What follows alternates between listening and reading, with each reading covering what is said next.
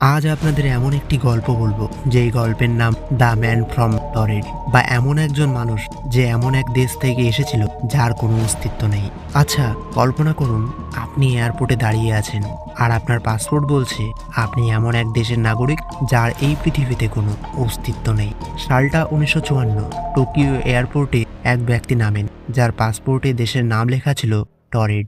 যখন তাকে ম্যাপে তার দেশ দেখাতে বলা হলো, তিনি ফ্রান্স আর স্পেনের মাঝখানে একটি জায়গায় আঙুল রাখলেন। কিন্তু সেখানে ছিল অ্যান্ডোরা নামক একটি দেশ। ওই ব্যক্তি দাবি করেন তার দেশ হাজার বছর ধরে সেখানেই আছে। রহস্য আরও ঘনীভূত হয় যখন তাকে কড়া পাহারায় একটি হোটেল রুমে রাখা হয়। পরদিন সকালে দেখা যায় রুমের দরজা ভেতর থেকে বন্ধ থাকা সত্ত্বেও সেই ব্যক্তি এবং তার সমস্ত নথিপত্র সে হাওয়া হয়ে গেছে। আজ পর্যন্ত তার কোনো খোঁজ মেলেনি। তিনি কি সমান্তরাল মহাবিশ্ব থেকে ভুল করে আমাদের পৃথিবীতে চলে এসেছিলেন, নাকি এটা ছিল সময়ের কোনো কারসাজি? আপনার মতামত কমেন্টে জানান। আর আমাদের এই চ্যানেলে নতুন হয়ে থাকলে এখনই চ্যানেলটিকে সাবস্ক্রাইব করুন।